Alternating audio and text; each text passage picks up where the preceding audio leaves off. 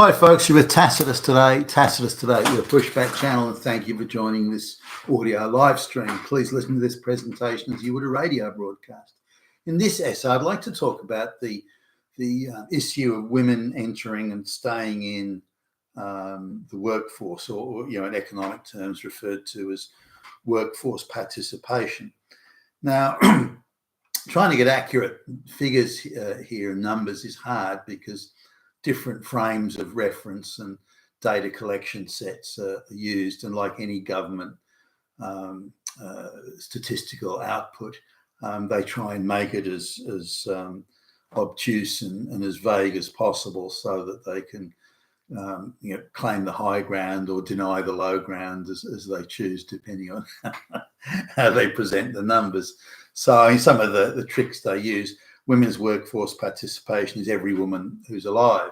Workforce participation is every woman between the age of 18 and 64, or it could be between the age of 15 and 60, or it could be, and so on. So they use different data collection sets and then present different numbers depending on again, the ideological or political message they want to push.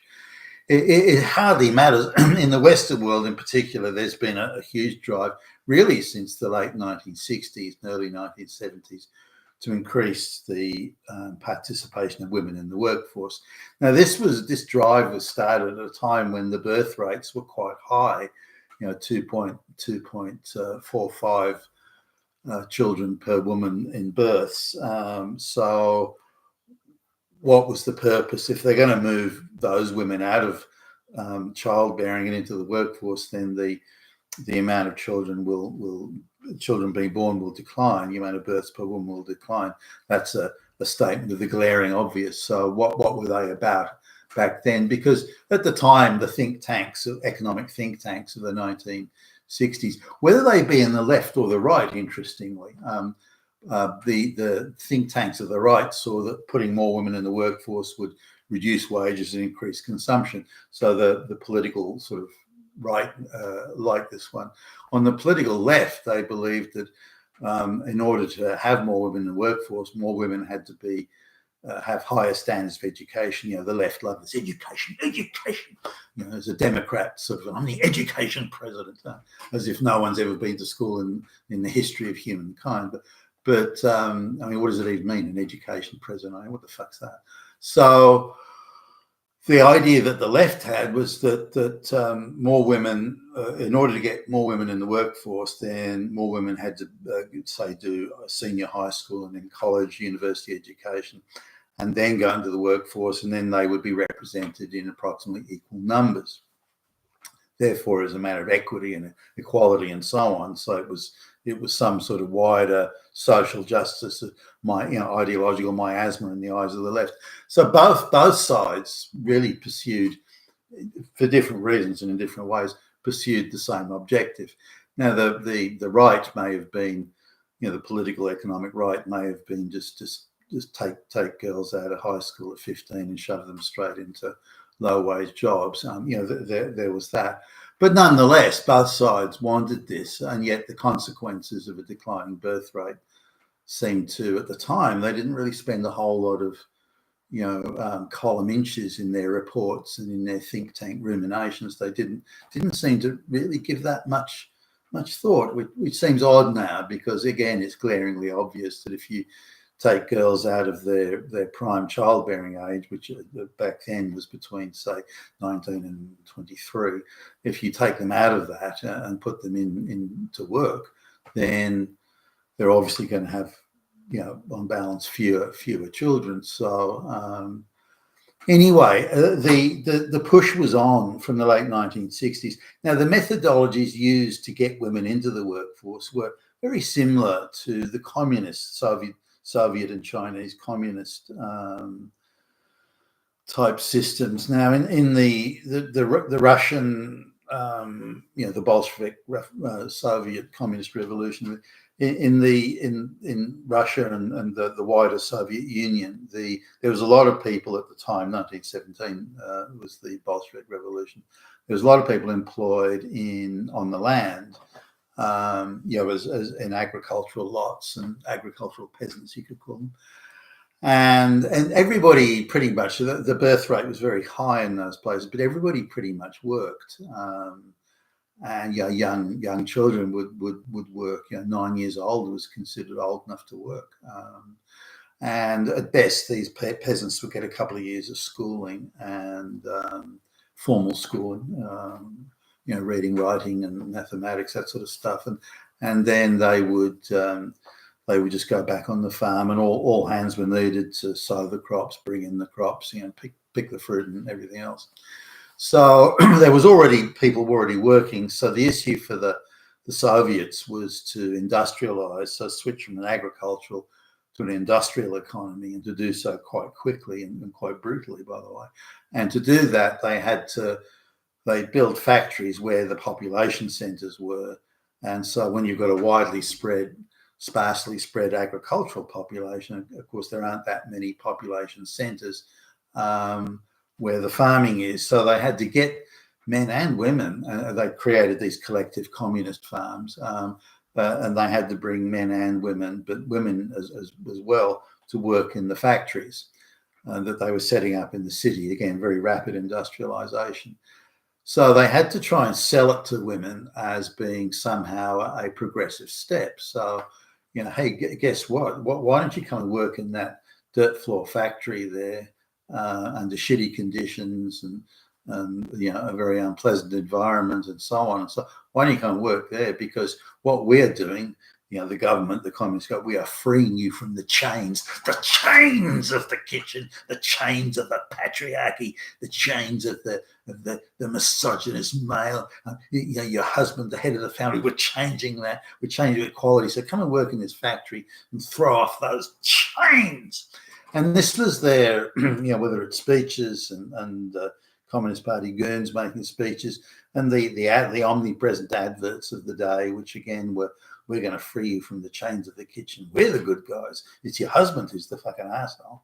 And so this was the propaganda. Now, the West, when they were trying to sell, and still do it today, by the way, trying to sell, go to work to women, don't stay at home. I mean, don't stay home as a mum, bringing up kids or something like that. What you need to do is go and work in there. Now, the factories are gone. It's more the office. So things have changed a bit there, that instead of going to work in the dirty, grimy, dusty factory, you can sit in the air-conditioned office and have sip your caramel latte and all this sort of stuff. So it's all very a very different sort of, much cleaner and pleasanter air-conditioned type environment than it would have been working in the factory back in the day. No, not that there was air conditioning in 1917, 1920. There wasn't, but anyway. So this was how the communists sold, and this was how in the 70s they sold the idea of going, women, you can have your own career. What do you have to do with your husband? So what do you have to get married for? You're his equal. You're his equal. Equity, social equity, and all this sort of stuff was pushed because somehow it would make it attractive. Why aren't women working was the question. Now, well, gee, I don't know. Let's go and ask one of those angry lesbian gender studies academics. They'll know why women aren't working. So in would come the angry gender studies lesbian and say, well, the reason women aren't working is because they're frightened of being raped by the patriarchy, pack raped by the patriarchy. Hitler personally will rape them on every desk. Oh, fuck, we need to do something about that. Then let's put in these really tough laws about this and stuff. What we have to do is restrain men. Men must be controlled. And once we can control men, then women will come into the workforce. Got it, nailed it, bingo, done. So this was the simplistic, moronic attitude of the day, which still prevails, incidentally. And still today, politicians say, well, the reason women won't go to work in the same numbers as men is because of the gender wage gap. It's because they're frightened of having their ass grabbed. They're fearful, they're terrified. As soon as they walk in the front door, they scream with terror because of all these fascist Nazis. No, fuck. Can the insanity go any further? So why is it that women don't want to work? Now, even when we look at economies like, say, South Korea, for example, where there's a very low birth rate per woman, they still struggle to get a female workforce participation above 60%. So even where the conditions you would think would be ideal for very high work, it's similar to men, if not the same, they still can't seem to do it. Men are 95% participating, women 60% in South Korea, for example. So overall, it's workforce participation by women is always lower universally, every country, in any country you go to. Now, does it mean women are lazier, or women don't really want to work, or they can avoid it if they can, or if as long as the husband makes enough money, why would they want to, and so on? Do they want to be mums? Nothing wrong with this, by the way. Do they want to be mums and stay at home? Because financially, that's close to impossible now for anyone, unless they're on the top 5% of income earners can afford that sort of stay-at-home mum thing, but the rest can't. So unless they've inherited, or I don't know, won the lottery or something. But if you look at this in an overall sense, right across the world, the Western world at least, or the advanced economies, there's this struggle to get women into work. Now, the response is always to say, well, men must be causing the problem. Straight white males are the problem.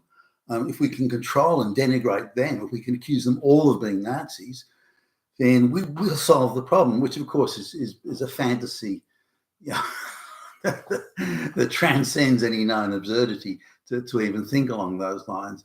The answer lies elsewhere.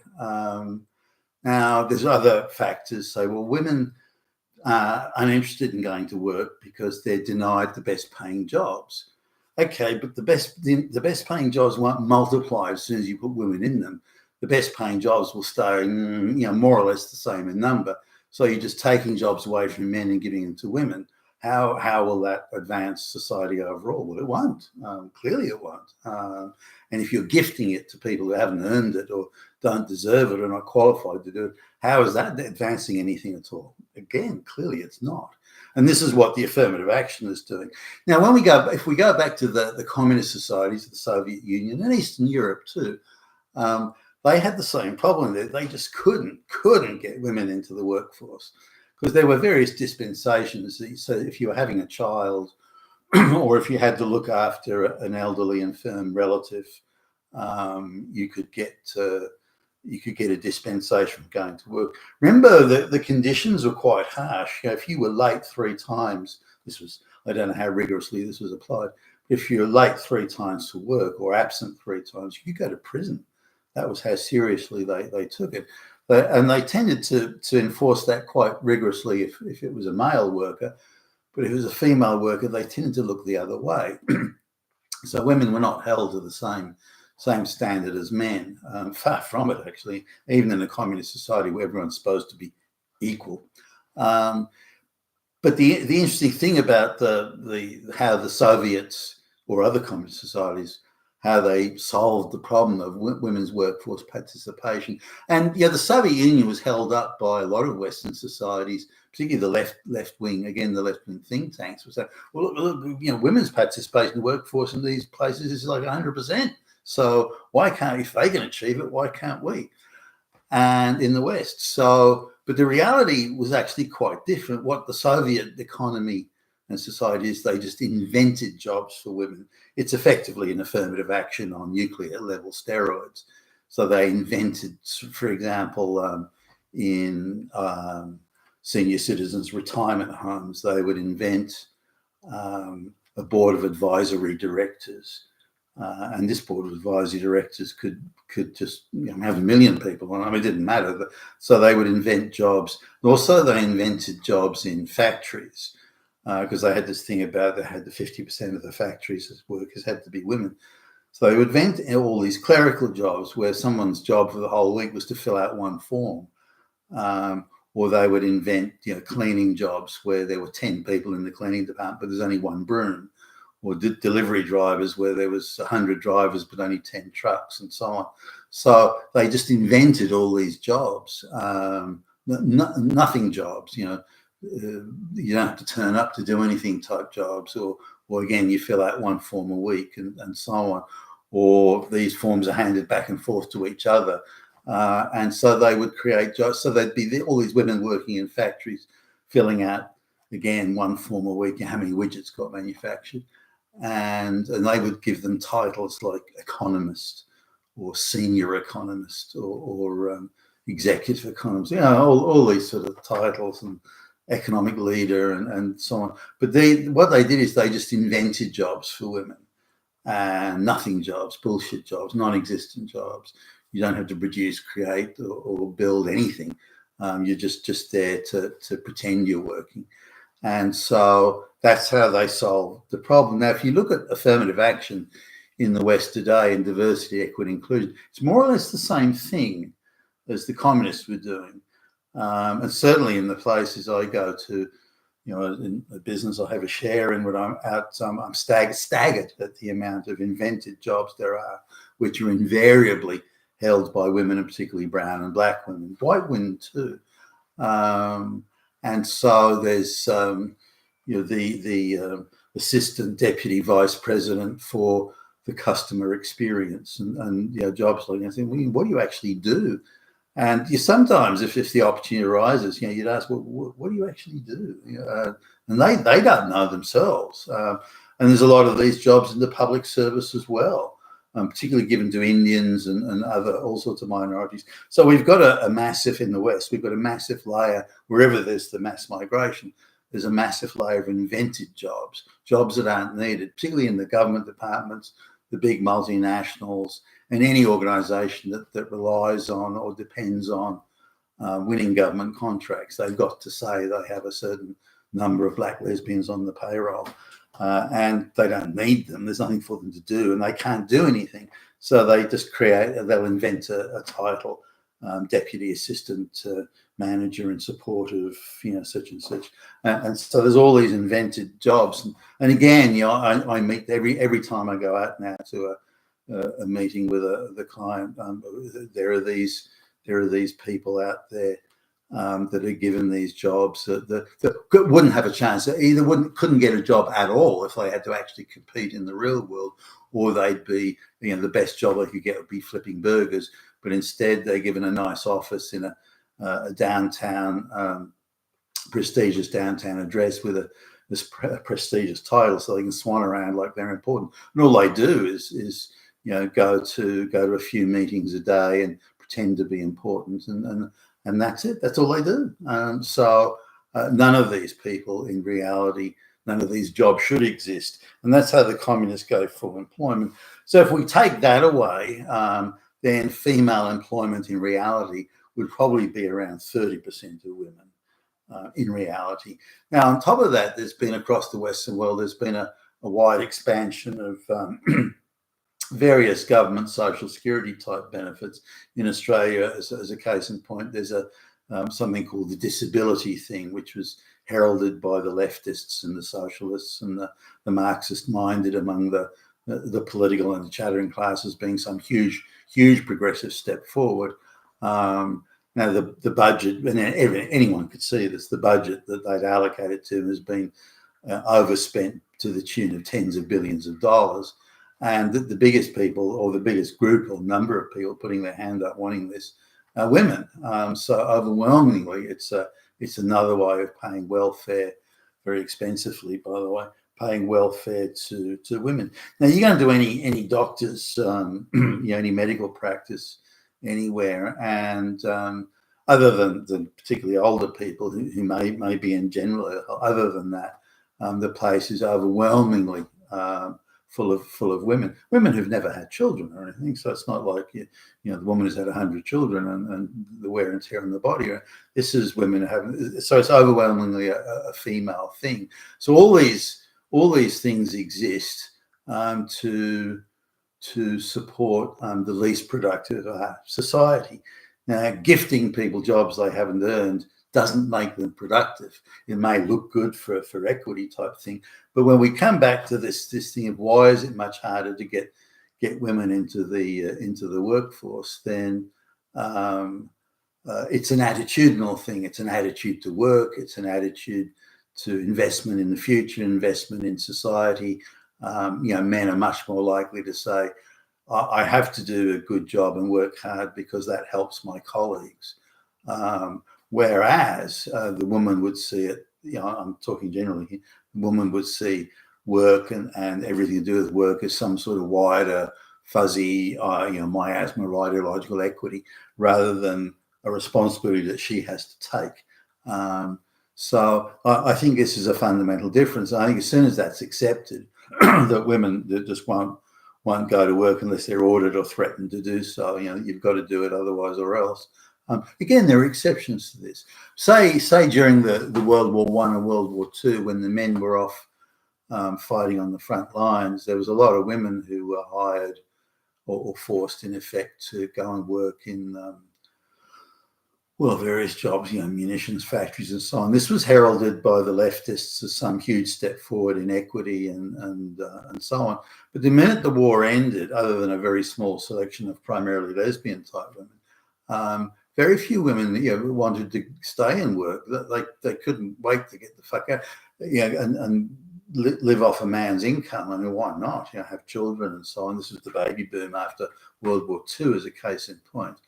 Now, if you look at that, these are women who had to be effectively threatened at the point of a gun almost to go to work, and they did that for some years, which would think you would get them acclimatized to it.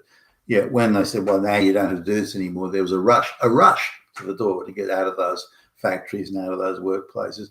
Even the jobs that would have been considered, decent, like office jobs and hobnobbing with senior officers and this sort of thing. Even there, the women didn't want to do it and left. Now, the political left and the Marxists just say, well, that's just the patriarchy. Well, no, it wasn't. They just couldn't wait to get out of the factory and stop working.